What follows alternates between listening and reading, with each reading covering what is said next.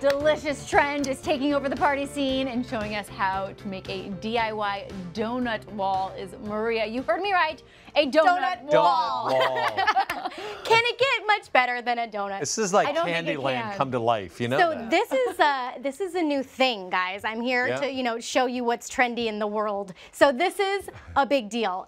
You're seeing these at weddings, baby showers. Allie, this would be perfect for you. Baby showers, bridal showers, birthday parties, because it's so themeable. You can make this a beautiful board and then customize the donuts. You can change up the colors. There's so much you can do with this. It gives you and crafters like me creative freedom, and it's really exciting. If you can't tell, I'm really excited. I can't wait to see how you did this. You got started earlier today. Yes, right? I got excited again, and I got started earlier today. So you can see a very large frame. This is 30 by 40 inch frame, and so really this is just spray paint, and you can pick the colors that you like. I'm going to talk more about the paint afterwards. Definitely work in a well-ventilated area. Wear a mask. And then we have our pegboard here. You can go to the hardware store and actually get it cut for you. And then these are the little pegs that go in there, and you just want to spray those as well. And then flip your frame over, and then you can just slide the pegboard right on in. And actually, to secure it, all I did was use some hot glue, and that just kind of like you do just around the sides, kind of like caulking, for instance. And so then you just do that, and then putting in the little pegs. And then this is something you want to keep in mind too. So this is the finished product, of course, and I'm gonna walk my way back over to my lovely board.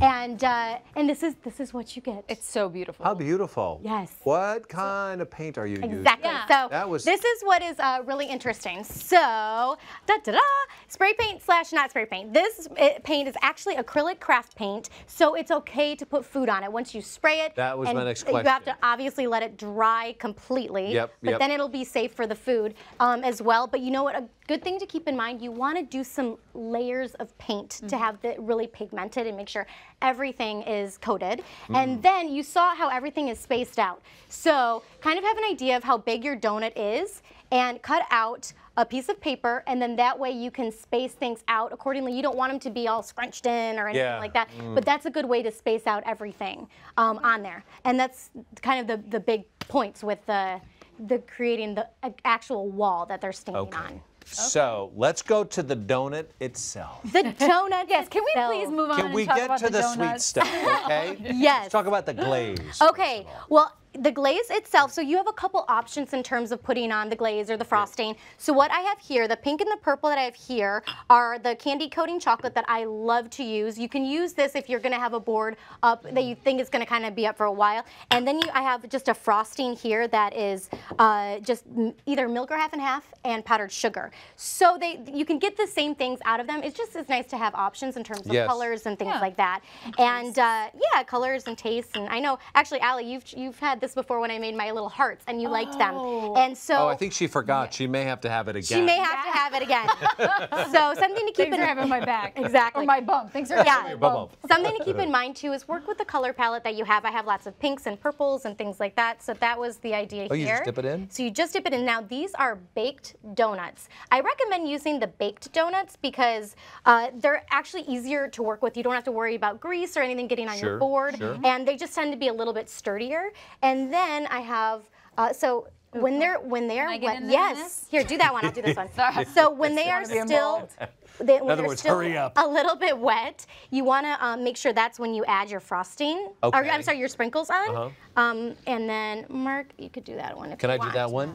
Yeah. So you want to add like a little bit. So these are actually edible flowers. So you can put those on as well. And so something to keep in mind is you don't necessarily have to do your traditional donut where you put, you know, the sprinkles all the way around like Mark is doing. Just like I did. And but you know what? It looks really pretty. I would do some like that, but to add some character and depth, I would space it out. Like for instance, I have some here. You can use different kinds of sprinkles. I think she just said I lack character. I'm not sure.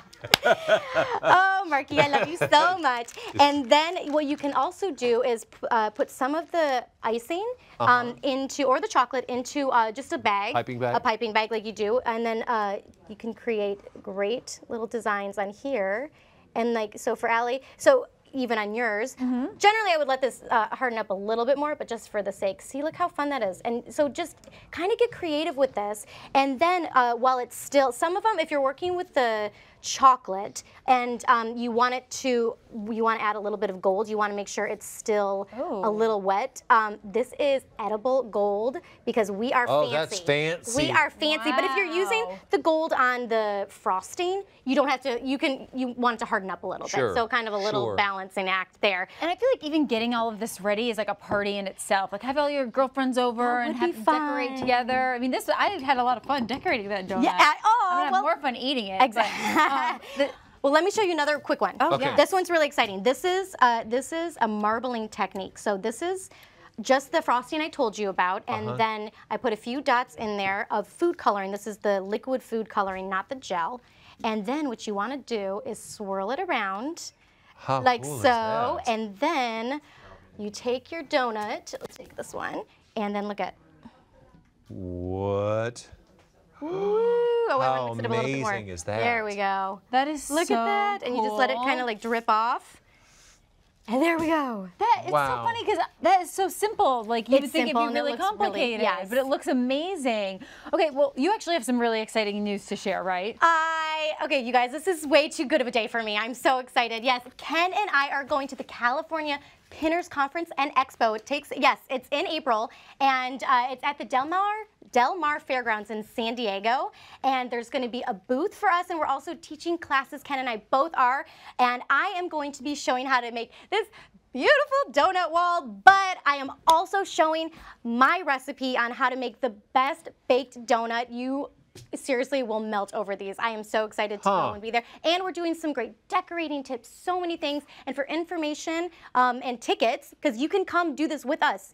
Get a ticket, come see Ken and I, and play and craft and have so much fun. And we have the information for you as well. So come see us at Congratulations, that's wonderful. Your best donut recipe needs to be probably vetted first. Let me check it. I know.